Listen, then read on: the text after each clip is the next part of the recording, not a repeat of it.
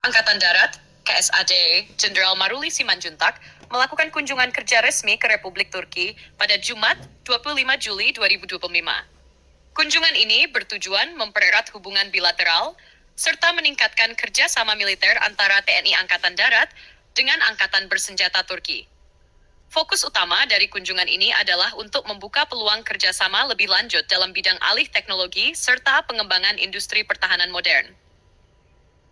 Perlu diketahui bahwa Indonesia sebelumnya telah membeli drone tempur Bayraktar TB2 dari Turki, dan bahkan telah menandatangani kerjasama produksi dan pengembangan bersama dengan pihak Baykar di Bandung, Jawa Barat.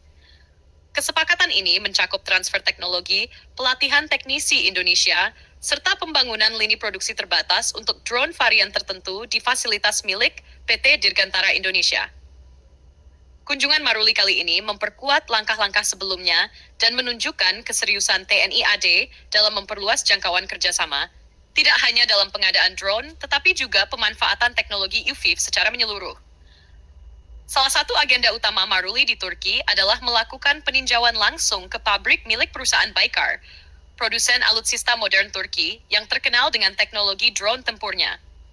Baykar merupakan pengembang dari berbagai unmanned combat aerial vehicle, atau pesawat tempur nirawak, seperti Bayraktar TB2, Akıncı, dan Kizil Elma yang sudah teruji di berbagai medan konflik dunia. Dalam kunjungannya, Maruli secara langsung melihat proses produksi dan fasilitas riset di Baykar. Tujuannya adalah memperkuat dan memperluas kerjasama yang telah terjalin, termasuk meninjau peluang produksi bersama varian UKF lain, seperti Akıncı atau drone kelas berat berbasis AI.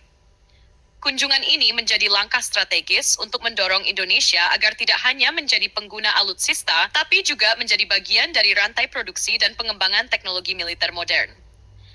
Dengan mengadopsi teknologi UKAF dari Turki, TNI AD bisa memperkuat kemampuan intai, serang presisi, serta mendukung operasi militer di wilayah-wilayah terpencil yang sulit dijangkau oleh sistem tempur konvensional.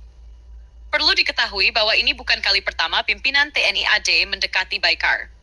Sebelumnya, pada 24 Juni 2024, Wakil KSAT, Letjen Tandio Budi Revita, bersama delegasi TNI AD, juga pernah mengunjungi pabrikan Baykar di Istanbul.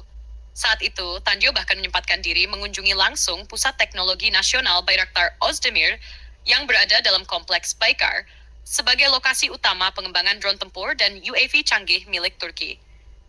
Selain kunjungan ke Baykar, agenda utama KSAT Maruli di Turki kali ini adalah menghadiri pameran pertahanan terbesar di kawasan Eropa dan Timur Tengah, yaitu International Defense Industry Fair atau IDF ke-11 yang berlangsung di Istanbul dari tanggal 22 hingga 27 Juli 2025.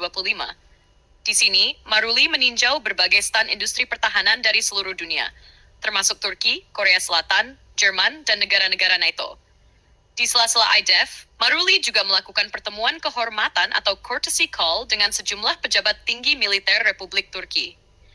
Di antaranya adalah Menteri Pertahanan Turki, Jenderal Purn Yasar Güler, Kepala Staf Umum Angkatan Bersenjata Turki, Jenderal Metin Gurak, serta Kepala Staf Angkatan Darat Turki, Jenderal Selçuk Bayraktaroglu.